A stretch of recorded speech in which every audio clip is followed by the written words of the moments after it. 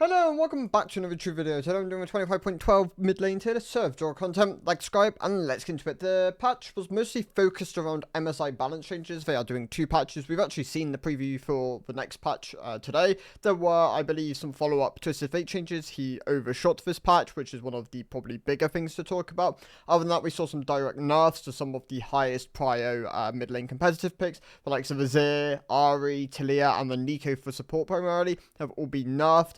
And then we saw some buffs to the likes of Aurora and LeBlanc, who are like champions around competitive at the moment, but not really that heavily prioed. So they should definitely see a bump up in their pick rate. Let's get into it. So the details are going to start off with the ADCs, which have kind of lingered here for a while now. The likes of Ezreal and Vara still see decent amounts of play in just like general brackets for mid lane. They don't perform that well though. They traditionally damage team compositions more than they end up being used as a way of like fixing if you don't have a huge amount of AD within the game. And that being said, the issue with these champions are just not as performant as like some of the other AD options in mid lane. I mean, that's intentional. They don't want these champions to be that prevalent. Otherwise, they end up having some like level of not healthy game patterns, like the Tristanas and the Smolders, which like really dominated competitive. They also linger down here, akin to Corki. I think Tristana and Corki are probably a bit higher than the others.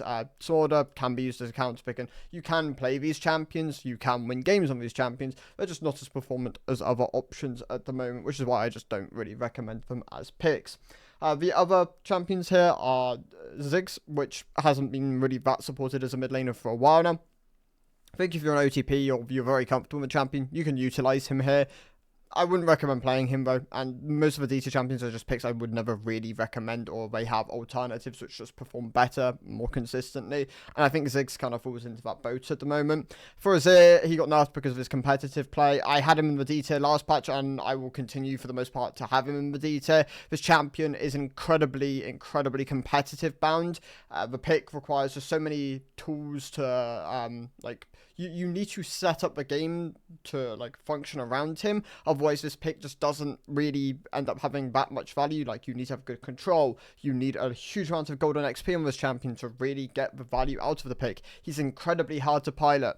And for a champion like that, I'm just not really going to recommend him. If he is strong in solo queue, or like viable in solo queue even, he is usually dominating competitive. He's doing well in competitive at the moment, and he would have been, I mean, the previous patch, I still wouldn't have recommended him, but he would have been a better solo queue option. But the nerfs this patch were sizable, and he is going to sink towards the middle of the D tier. It's a pick I'm just not going to recommend even now.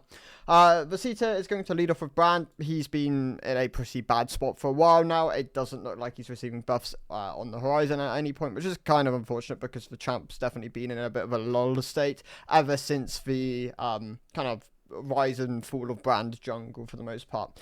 Jace, he's a difficult champion, and that's one of the main reasons he's just hard to promote in both top and mid. You need to pilot him very well. Grass nerfs this patch for range champions will affect him if you are opting into that. Traditionally though, mid Jace either opted into like your phase rushes or your electrocute, so it doesn't matter as much here, but it's just something to be aware of.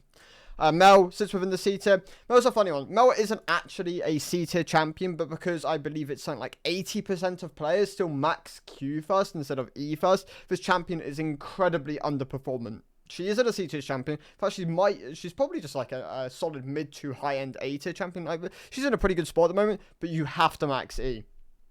Do not max Q on Mel. It is so much worse than the E max, which gives you more snare duration, gives you more wave clear, and this is a very powerful tool within her kit. So something which you do have to be aware of when playing this champion. It is the difference between basically playing a C tier and an A tier champion, so something to be cognitive of. Kassadin sits within the C tier. They adjusted him not too long ago. Tried to make him better against like AD matchups, worse scaling, and it left him relatively power neutral. I don't recommend him massively. I think the champion has pretty clear weaknesses, and you can't really even OTP him because the matchup table on the champion is just so polarizing. But if you already have him within your pool and you can bring him out in certain spots, I think Kassadin is a fine option at the moment. Underperforms generalistically, it's why I'm in the C tier, but if you already play him, you can use him as a counter pick. He can benefit from that. Yone isn't doing that well at the moment. He hasn't been doing well ever since they did the W nerf not too long ago. It was a pretty sizable chunk of power to lose on the champion, and he's been kind of lingering in the C tier for both top and mid for a while. The big issue of Yone is he's pretty competitively skewed at the moment. Like, Yone is number 1, I believe, prio mid laner and competitive. I think like Jace and Tristana and Corki like linger around the top end, but Yone is by clear margins number 1. And yeah, for solo queue, he's just not there at the moment. He performs better in Elite. You need to sink a lot of time into this champion to be rewarded, but I'd really just recommend playing Yasuo over Yone if you do enjoy both these champions. Kiana is just an incredibly elite skew champion. If you put the time into Kiana, you can really be rewarded for playing this pick. I think she isn't bad by any means at the moment. She's just very hard to pilot and not as much of a pick, which I'm going to recommend for average skill brackets. Moving on to the B tier then. We lead off with Morgana, who's a fine average elo pick. I think utilizing her as a counter pick can be quite effective. Not mandatory by any means, but an okay option to lean into at the moment. Some of your tank options include your Malphites and your Scions. Sion, I think, is a great Stonewall champion. Not great for winning games, but great for just stalling. And if you have other tools around your team which can like work as just carry threats, then I think he can be a really good option. I don't really recommend him in the mid lane, but if you already play him, you can bring him out and use him as like a Stonewall champ. I think he can be a great option. In case of Malphite, he can opt into AP or just play traditional like armor stacking tank. He's fine at the moment, and as an extension, kind of like in the same bracket as Sion, where if you already play him, then you can bring him out and he can work in the right spots. Not a pick which I'd really recommend though at the moment, because I just don't think he is quite there within mid lane as like, yeah, like what, as like winning options almost. Like, Sion is a great blind pick champion, not great for like consistently like taking over and carrying games, which is traditionally like the picks I recommend more at the moment. Zed sits within the B tier, just a hard champion to pilot. You could honestly even drop him down to the C tier, kind of in the same vein as Kiana. And the same goes for like your Talons and your Akshans. These picks perform really well if you pilot them well. If you don't pilot them well, like, you do just have to sink a lot of time into them. They're not picks I really recommend unless you already play them and you're willing to sink a lot of time into them. Valio is being buffed next patch. I'm surprised. I don't think this champion's bad. I just think she's situational more than anything. I think in the right matchup she can be really dominating. If you play her generalistically, she can definitely struggle in certain spots, but it's very hard to pilot. Like, that's by design. Like, Aurelia is a really hard champion to play. If you can already play her, it's great. You should continue to play her in the spots where you feel comfortable. If you don't, I don't really recommend the champion, but sink the time into her, and then yeah, she'll be rewarding. Fizz also in the B tier, just a pretty polarizing assassin. You need to pick him in the right spots against traditionally immobile carries and mages, and he will usually function quite well. If you just blind Fizz every game, he just becomes a pretty mediocre assassin option.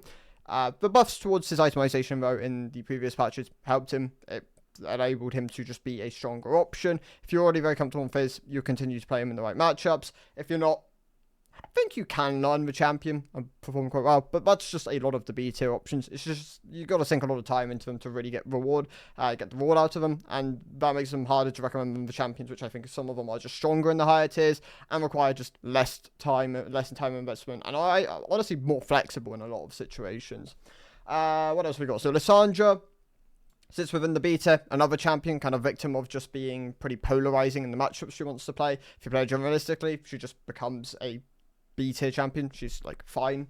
Asol, I think he's misunderstood at the moment as a champion. Actually, I know some people like max him wrong, like they should max W second instead of E, or the level of like, I think people don't play the champion maybe quite like there's a gap between the best Asol players and the ones who just kind of play him casually because he's like a stacking champion. There is actual fight potential on this champion. You can, level 2, if you have point in Q, point in W, you can just fly and chunk someone out. I believe Humanoid plays a decent amount of Asol. We saw him play some in competitive. But it's like examples like that where you can see that this champion has room for aggression and can be utilized to maybe get like leads early on into the game, which I just don't think people appreciate quite as much as like the champion can just reward them with. So Asol, if you want to play him, I would recommend just sinking a bit more time into him, really understanding kind of like your lethals and making sure you're being you're like affecting the game early on, because that is one of the big issues of playing a champion like a perceived stacking champion, is oftentimes you'll just kind of let the game go on around you, and that does punish you in a way, because you aren't going to have the level of agency that some of the other champions will, which makes him, as an extension, harder to recommend. So Aesop sits within my beta at the moment, but I think as a champion can be better than this. LeBlanc remains the beta option. The buffs were nice for her this patch, and I think LeBlanc is a great elite Scooter champion. If you play her an average play, she doesn't quite perform as well, and that's purely just through execution. Like, you have to execute this champion really well, and then as an extension, kind of power, like snowball her the early advantages. She's a great gold scaling champion, and you need to utilize that to kind of like take over games. Silas is within the beta. Great counter pick. I really recommend using this champion as a counter pick if he's within your arsenal, and I recommend just having Silas within your arsenal. I think he's a great just pick to have as a champion.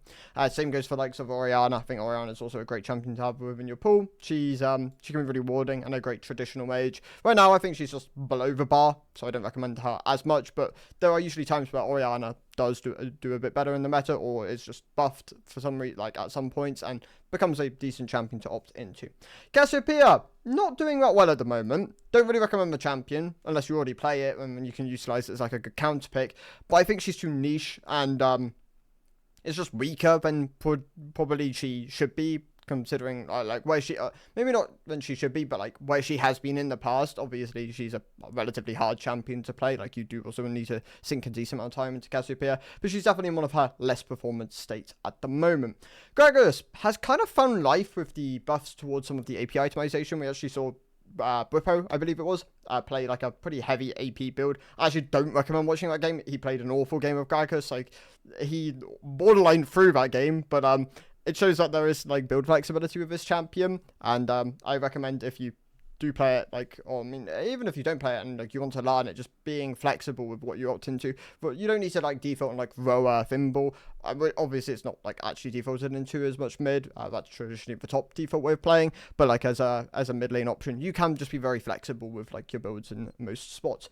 Rise is being nerfed in 25.13, which is interesting to see, because actually for like average play, he isn't that performant. Riot, I believe, have kind of missed the mark with Rise more recently. They've given him, if anything, more mid-game power and like power through combos, which it's probably correct for like the champion design, but also makes him more competitively skewed. And right now, I think that's what they're fearing. They don't want Rise to dominate MSI. They're going to nerf him preemptively as a result. For average play, he's fine. He's a good mage option. If you play him already, then I would continue to just recommend playing him. If you don't, maybe not the time when he's going to be nerfed in the next patch, but it can be rewarding to play nonetheless.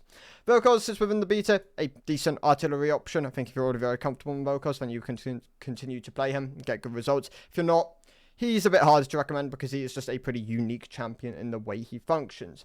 Dropping down from the A tier, then we have two champions, and that is Taliyah and Ahri. So Ahri's actually, and honestly Taliyah, both of them sit towards the lower end of the B tier now. They both lost a substantial amount of power.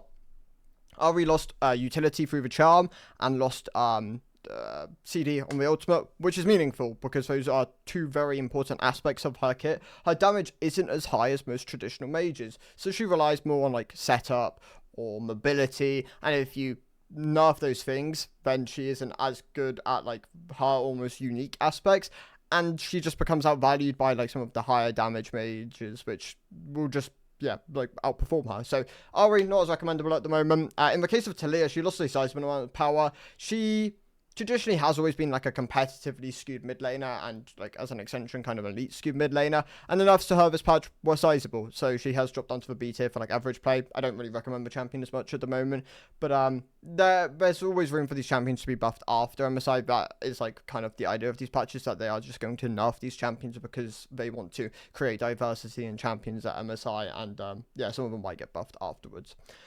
Dropping down from the S tier to the A tier is Neeko. She also got nerfed this patch. Neeko support is like number one support. Was number one support in the previous patch. They don't want her dominating the support role at MSI, so they've given her a tap down. It's more meaningful in support because they did give some AP compensation buff on the Q for like mid lane, but it's still going to be some power down, as that is a sizable amount of damage to lose early on into the game. The A tier then. So we lead off with Veigar, who has been performing fine. Like, he's a good average elo pick, doesn't perform that well in Elite, which makes him harder to recommend. But if you're looking for a great low to mid elo to climb champion, then I think Veigar can be a great addition to your pool. Anivia, similar vein as Cassiopeia, just isn't as performant at the moment for like relatively similar builds. Both Roa and Seraphs ended up being pretty heavily hit by like the mage itemization not too long ago, and yeah, these two champions were pretty core users of those items. Quinn, right, so Quinn is probably overpowered. It's kind of hard to say because like this champion just is incredibly unpopular, but the amount of damage she has access to, her early game, her mid game, her scaling, her map mobility, she breaks rules within the game, which I don't think Riot would be comfortable with if she was more popular. The key thing is she's just very, very niche. People don't understand how to play against her, don't know her burst thresholds. I think if you want to OTP an AD champion in the mid lane, I think Quinn can be a great option. I have her in the A tier at the moment because she does have like some level of carve. Like, if you are like a lot of these picks, I recommend like on the basis that you've played some games and you're just taking them into solo queue. And Quinn, I think, yeah, probably rises up if you like really heavily put a lot of time into her. But even just as like an option, I think she's still a very solid A tier pick for you to lean into. Vex sits within the A tier, great counter pick option, doing really well for herself. I mean, just a lot of the popular mid laners are traditionally like some of these AD dash assassins, and she can perform quite well into them. Like Yasuo, for example, she can perform really well in that matchup. Annie got nerfed in the previous patch, still performing relatively well in the mid lane. I think the concern with Annie was that she was going to take over competitive she was performing well just across the board, but I think some level of like concern about like her competitive strengths, because she has begun to start seeing like playing competitive quite a decent amount actually, with like phase rush Annie variants and even just like traditional like electrocute and like some other like keystones. I think she's in a pretty good spot at the moment, and she continues to still be a solid A tier champion. Great lockdown with the CC. Tibbers is a great summon, and she has clear value within her kit. Heimerdinger is just a very niche champion. It makes him hard to the thing with Heimerdinger is he is a very, very lane dominant champion. The way you just want to play this champion is just want to push waves and just kind of get your itemization. He has great AP scaling. Like that is why you even see like Rabadon rush Heimerdinger's, for example, because of just how much AP this champion wants within his builds. I think he's unique in the way he functions, and that is to his strengths. If you want to play Heimerdinger, I recommend OTPing the champion. If you don't want to OTP him or like sink a lot of time into him, I'd recommend just looking for like other options. Victor sits within the A tier. He suffered from Aurora nerfs, and grasping nerf of ranged champions probably means you are just playing Electrocute or Airy or Phase Rush depending on like matchups, or Comet. Like there's loads of different keystone options for Victor at the moment, but not Grasp anymore because that has been nerfed. So Victor still remains as an A tier option, just one less keystone option, which you're not gonna want to opt into anymore. Neferi kind of falls into the same vein as Heimerdinger now, just a niche mid laner, and that is to her strengths. Obviously Neferi has kind of been pushed towards the jungle, and I think that's probably a more healthy spot for her, and like I say healthy, a better spot for like player base for her. Mid lane Neferi was just never that popular to begin with, and is probably going to be left as an unpopular champion now. Katarina sits within the A tier. She's performing really well with the AP Assassin item buffs. I think this champion, if you do OTP her, is in a great spot, and I recommend playing her if you do OTP her. She's one of the hardest champions to play in the game though. If you don't already play her, you have to put so much time into this pick. Like, I really can't emphasize enough just how hard this champion is to pilot at a level where you can consistently climb up the ranks. If you're not an OTP, this champion honestly sits towards the lower end of like the C tier, possibly even D tier for like recommendations. But if you put the time into her, she is incredibly rewarding in her current state. Carly, great A tier option. She's probably number one. That's a lie, actually. But actually, quite a few decent AP assassin options at the moment. She's one of the higher AP assassins, and I think she's very rewarding to play. Probably one of the better, like, more competitively skewed options, like a traditional assassin. But there are, like, your Dianas, your Zoes, I guess, if you consider her, like, a major assassin, and Echo, which all perform really well at the moment. Moving up to the A tier, there were two champions, and that is Aurora and Garen. In the case of Aurora, she received pretty sizable buffs this patch to her MR, and a 10% AP ratio buff to her ultimate. She already has a very impactful ultimate, and giving it more power does emphasize just how strong of an ability that is, and like things like Malignance, for example, become really nice on her, and just like more heavy AP items. So probably a better way, like, direction for her to go. But yeah, she's definitely performing a lot better at the moment. Also, still an elite skewed champion. I'm pretty sure Aurora does have a very, very aggressively skewed elite curve. And Garen received buffs this patch to his E. I'm surprised they haven't gone like harder. I think they could have gone a bit harder. He sits as like a fine AD mid laner. He's less popular than he was previously, which I think is unfortunate. If the champion was slightly better, I think he would maintain more of his player base, but definitely struggling with his itemization at the moment. They wanted to push him towards like AD builds, but like AD itemization on Garen's just really rough in its current state. Like, you're looking at like Shojuns and Cleavers. That being said though, I recommend that every patch I talk about Garen, go Yomu second, or at least try Yomu second. I believe it is very performant on him at the moment, and definitely looks like a really good option if you're looking for like a more like lethality / AD like orientated Garen build. What else we got? So we got Syndra, who is very solid traditional mage. I really like recommending Syndra as an option. I think she sits next to like Victor and like Akali as like just great champions to have within your pool. Same goes for Hui. I think Hui is a great champion to have in your pool. Very loads of tools within his kit. Everything but like he doesn't have great mobility, and that can be like put him pretty vulnerable in some spots. But it's really hard to siege against a champion like Hui, and certain compositions really struggle against his like mini rumble ultimate, or just his overall harass within his kit. I think that can be really like good spots for way to be played in. Xerath, great into compositions which can't punish his range. I think as a counterpick he's a great option to lean into at the moment.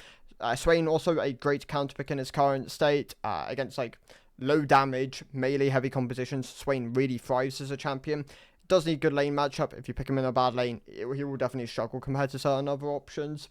Malzahar, traditionally one of the best mid to low elo skew champions, sits towards the high end of my A tier, rightfully so. Very easy to play, trivializes wave clear, and has great individual lockdown, which is a very valuable tool to have within a champion.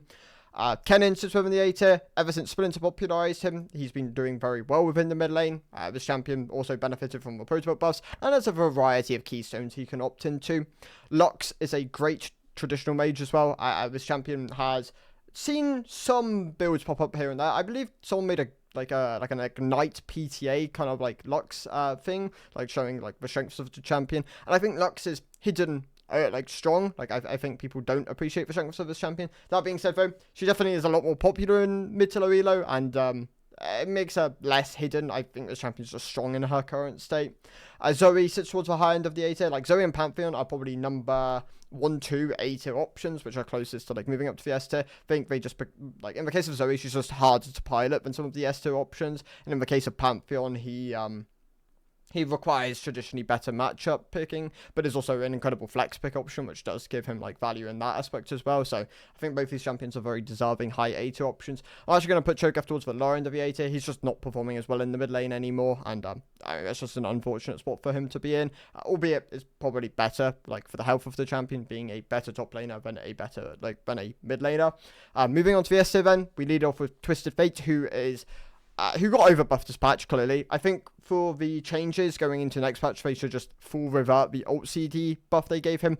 He didn't need it. The 5% attack speed on E was enough for him, and it does allow him to have some level of alternate builds. Like we have seen some AD Twisted Fate pop back up, but the alt buffs were just too much, and hopefully that is what they peel back on him.